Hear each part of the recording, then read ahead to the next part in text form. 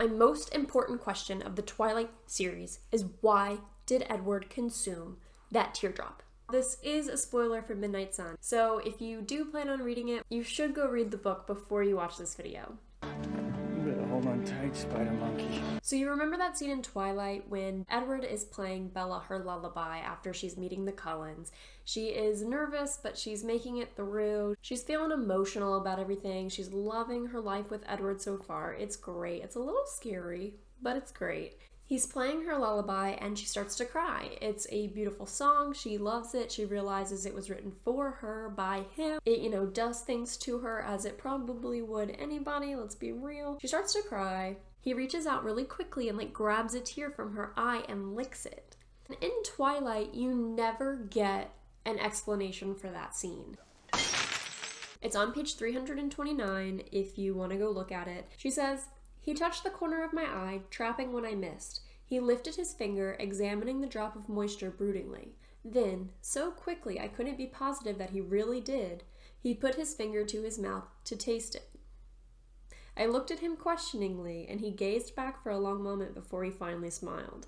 And then they just go on a tour of the house. I cannot stand that. I have analyzed this moment for over a decade, and this is never mentioned again. They don't bring it up. It doesn't happen again. You never get an answer as to why this happened. I've had many theories over the years. I've had a really long time to think and guess on why he might have done this. And my theories include, but are not limited to, I kind of thought this was always his way of tasting her without consuming her blood. This was a less harmful way to experience what Bella might taste like, even though, our bodies don't work that way. It's not like her tear would have any trace of blood in it, but it does come from Bella, and so I wondered if maybe that tear might give him some type of satisfaction on that level. I have also thought that maybe it's because Edward isn't around humans enough to be around them when they are crying, and he himself cannot cry, his family cannot cry, and so he's never around tears, and maybe he was just so intrigued by a tear for probably the first time in 100 years, and maybe that's why he swiped it off her face and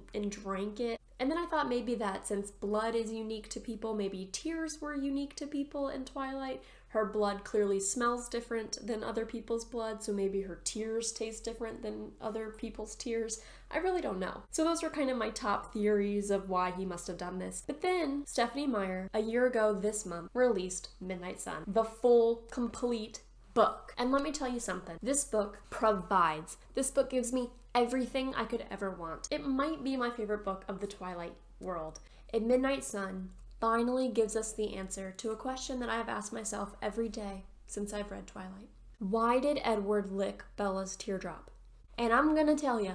I'm gonna take this jacket off though because I hate these jackets. My whole handprint is now on this book. I'm gonna have to wipe it off. It's so annoying. So this is on page 443 of Midnight Sun if you're interested in reading it for yourself. Edward explains in his narration that Carlisle has tried to figure out how vampires' bodies work. It's really hard for Carlisle to do this because vampire corpses really aren't a thing. Vampires are corpses in and of themselves. They are dead. Their hearts do not beat. To obtain a vampire body, I guess is what you would say, you can't. Not a full intact one, because in order to kill a vampire, they have to be ripped apart limb from limb, decapitated, or burned. And you actually don't let a vampire body sit for too long because apparently I'm pretty sure it can come back and live again, so that's why you always burn the bodies. So cadavers aren't really available to them. Nothing besides blood seemed to move through us at all. I swallowed Bella's tear. Perhaps it would never leave my body. After she left me, after all the lonely years had passed, maybe I would always have this piece of her inside of me. So basically, Edward thinks that that tear from Bella's body will remain inside of his body forever until he is ripped limb from limb, decapitated, or burned alive in some pyre. And isn't that the most beautiful thing you've ever heard?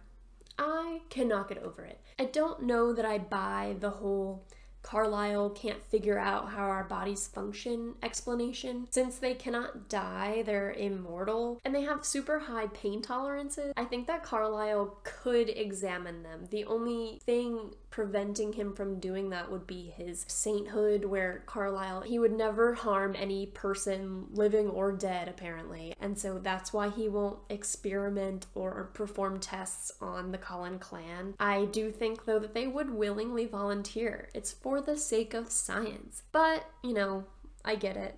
So basically, vampire bodies do not take anything in, and they don't put anything out.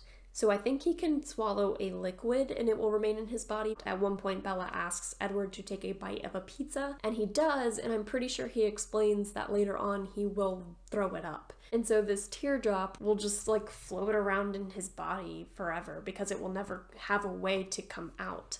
And that's just beautiful. So is Midnight Sun worth reading? To me, yeah. I waited a really long time for that book, and I'm really grateful that Stephanie Meyer finally published it. I know it was very painful for her to write, and I know she struggled the whole time writing it, because she says so in her acknowledgments of the book. And I can understand that, but I'm very glad she did it. So should you read Midnight Sun?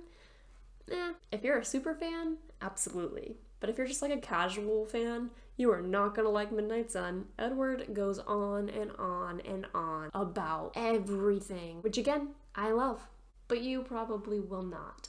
Every like that you give this video is another teardrop that Edward consumes from Bella's body. And let me know if you want to see any more videos like this where I talk about my favorite parts of very popular books.